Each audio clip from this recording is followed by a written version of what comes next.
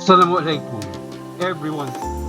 Today's episode focuses on solving a problem that involves Doppler effect for sound waves, specifically computing the apparent frequency observed by a listener receiving from a stationary source A and from a receiving source B. We also determine the beat frequency detected by the listener. So join me till the end of this video. Watch and learn. The question is, two train whistles, A and B, each have a frequency of 392 Hz. A is stationary and B is moving towards the right, away from A, at a speed of 35.0 meters per second. A listener is between the two whistles and is moving towards the right with a speed of 15.0 meters per second. See the attached figure.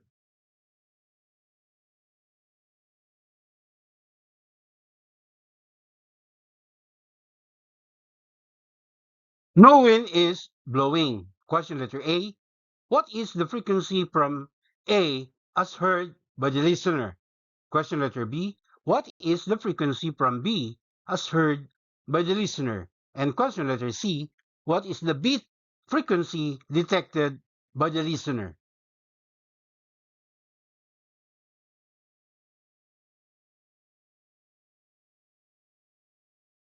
The two train whistles, A and B, each have a frequency f sub s equal to 392 hertz. So this is the frequency of the two sources of sound. The listener is moving to the right at a speed v of L equal to 15.0 meters per second, and his direction of motion is to the right. So he is moving away from whistle A and towards whistle B.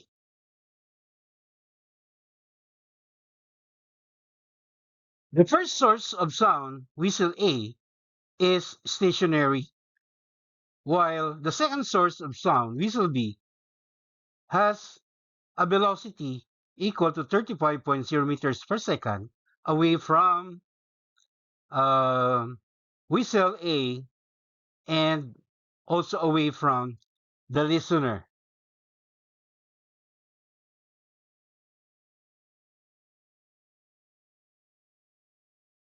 We are also given the speed of sound in air, denoted by small letter v, equal to 344 meters per second.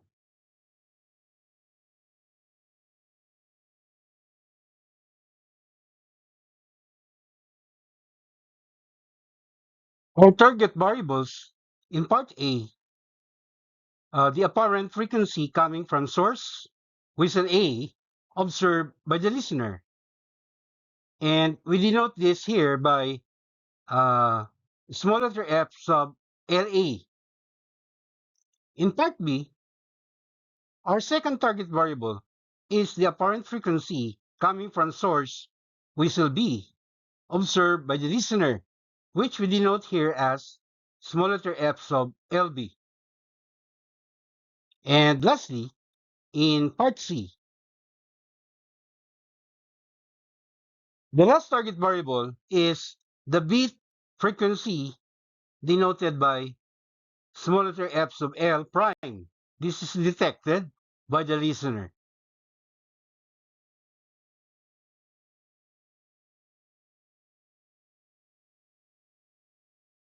Before we proceed to our computations, let's first recall this derived formula for the Doppler effect for sound waves. All right, so to determine the apparent frequency f sub L, okay, we just multiply the true frequency or the frequency of the source f sub s by a certain ratio or number inside this open and closed parentheses. So in the numerator, we have V plus minus VL, right? Where V is the speed of sound in the air, VL is the speed of the listener. In the denominator, we have V minus or plus Vs. Of course, Vs is the speed of the source. So when do we use the plus or the minus sign in both the numerator and the denominator? The rules are, all right? So for the numerator, all right, if the listener is approaching the source, right? Approaching meaning it is moving towards the source, then we use the upper sign or the plus sign. So our numerator will become B plus VL. But if the listener, right, if the listener is moving away from the source or receding from the source, then we use the lower sign or the minus sign. So the numerator will become V minus V sub L. Now for the denominator, right, if the source is approaching the listener, we use the upper sign or the minus sign. That means our denominator will become V minus V sub S. But if the source is moving away from the listener or receding from the listener, then we use the lower sign or the plus sign. So the denominator will become V plus V sub S. Take note, all right, that both the upper signs in the numerator and in the denominator are for approaching, take note, approaching listener and approaching source, respectively. And that both the lower signs in the numerator and the denominator are for receding listener and receding source, respectively.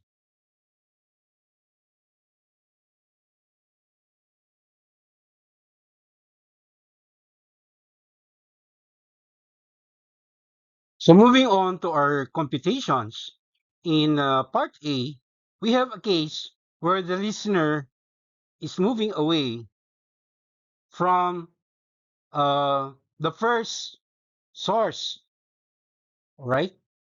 The whistle A, which is stationary, right?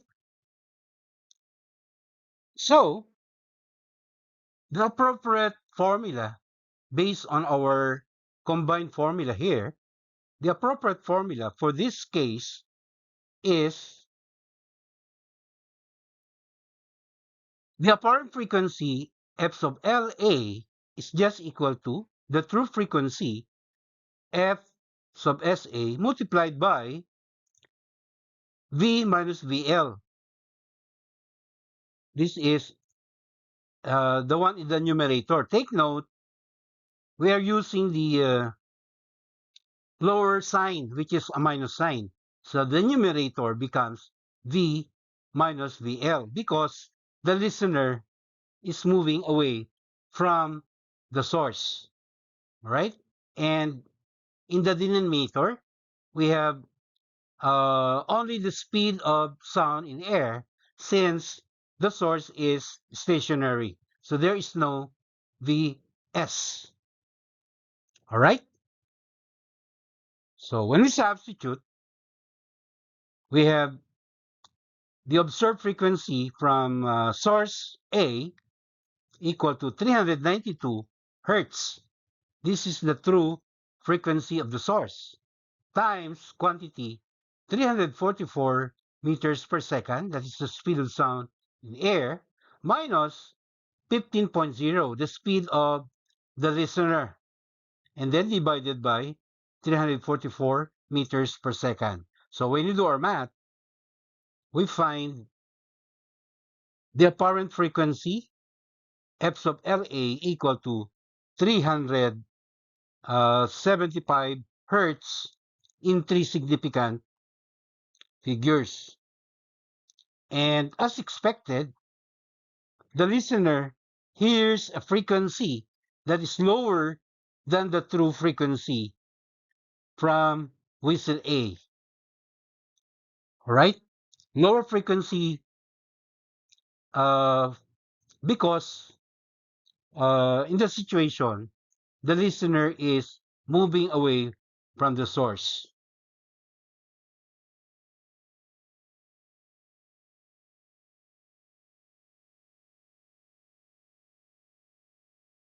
In part B, we have a situation where the listener is moving towards the source. All right? Take note that in question letter B, we have a situations where the second source, whistle B, all right, is moving at a much greater speed compared to the listener. But since both are moving in the same direction, we still consider this situation as uh, the one where the listener is moving towards, all right, even if the source is receding.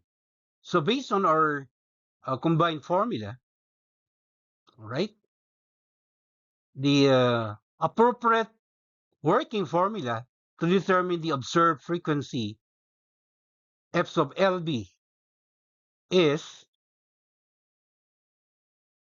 all right, the formula is f sub LB equals f sub SB multiplied by, all right, the ratio of V plus VL over V plus VS. So in the numerator, why do we choose V plus VL? It is because the listener is moving towards or approaching uh, the second source. Hence, we choose the upper sign, which is plus, right? That's why we have V plus VL in our numerator. In the denominator, we also have a case where the source, the whistle B, is moving away or receding, all right? Source B or whistle B is moving away from both source A or whistle A or from the listener. That's why we choose uh, the lower sign, which is a plus sign. Hence, in the denominator, we have here V plus Vs. So when we plug in the data or the quantities into this formula, we have f sub LB equals 392 hertz, all right, multiplied by 344 meters per second plus 15.0 meters per second divided by the sum of 344 meters per second plus 35.0 meters per second. All right, 35.0 meter per second is the speed of the source that is moving to the right away from the listener. So when we do our math, we finally get the value of the observed frequency f sub LB equal to 371 hertz, also in three significant figures. And again, we expect that the answer or that the observed frequency will also be lower, all right, than the true frequency, okay, because of the fact that the source, okay, whistle B, is moving away or receding from the listener. Hence, a lower frequency is heard by the listener.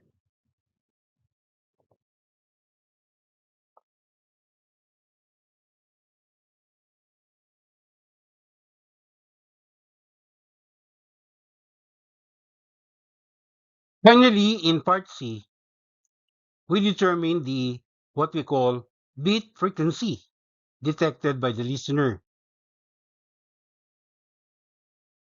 All right, so when you say beat frequency, this is the resultant wave that is formed by the superposition of the two waves, right? And this is just equal to the difference between the uh, observed frequencies, f sub LA and f sub LB. Okay, remember we have two sources of sound, whistle A and whistle B. So when these two waves, all right, add up, all right, their resultant wave is the superposition of these two waves, resulting to what we call a beat frequency, which we denote here as f sub L prime. That is, f sub L prime is just equal to 375 hertz minus 371 hertz. So we get the beat frequency f sub L prime equal to 4 hertz.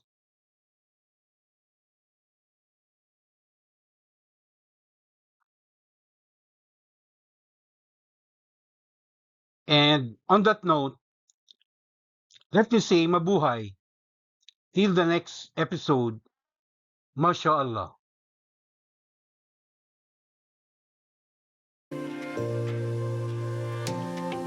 Thank you very much for your indulgence. Please don't forget to subscribe to my YouTube channel. Alhamdulillah.